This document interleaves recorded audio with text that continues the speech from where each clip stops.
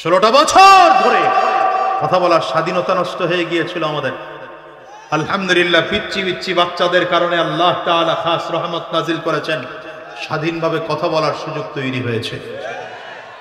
অবস্থা তো এমন ছিল, অর্ধেক বয়ান করার পরে এসে হঠাৎ করে থানার ওসি সাহেব এসে বলেছে, হুজুর ওয়াজ অর্ধেক করছেন, এটা জায়েজ ছিল, বাকি অর্ধেক ওয়াজ করা জায়েজ নেই। কথা বলেন না, আপনাদের এখানেও তুলছে। আপনাদের এই কোন পাশে যেন 4-5 বছর আগে একবার মাহফিলে আসছিলাম, খুব গঞ্জাম।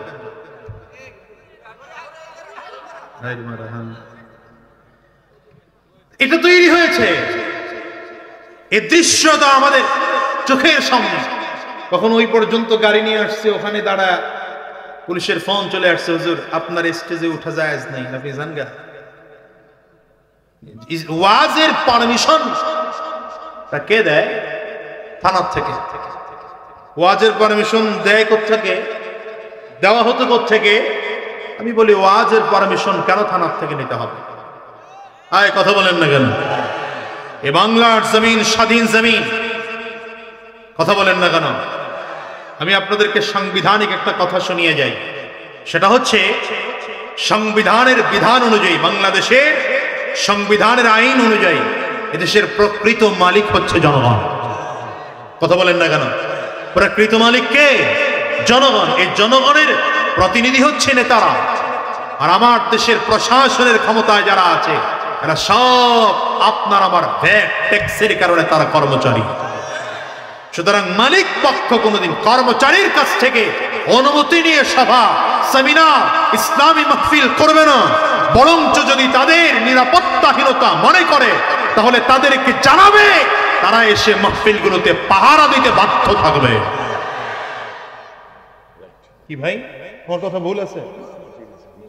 যদি এ হয়,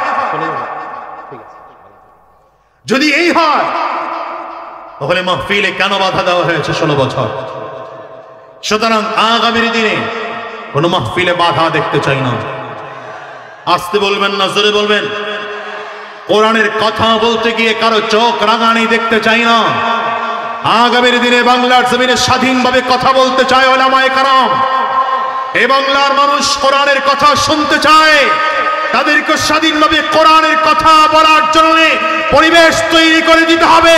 যারা বাধা দিবে, ফিরআউনের বংশধর, নমরুদের বংশধর, কারুনের বংশধর, সাদ্দাদের বংশধর, ঠিক কিনা করে চিল্লায় বলো।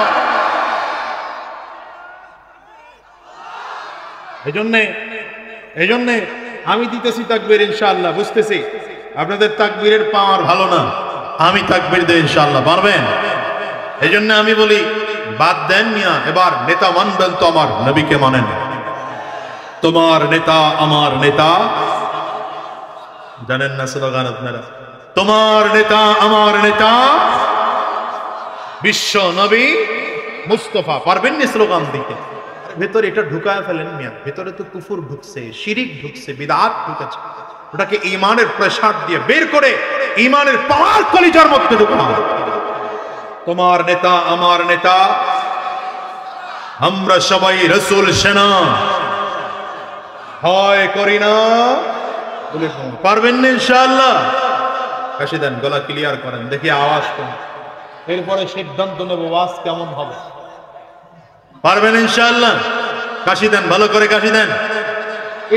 আমি তো মনে করছিলাম স্টেজের পিছনে লোক নাই, এখন তো দেখি আছে। কি ব্যাপার, আওয়াজ হয় না কেন স্টেজের পেছন দিকে?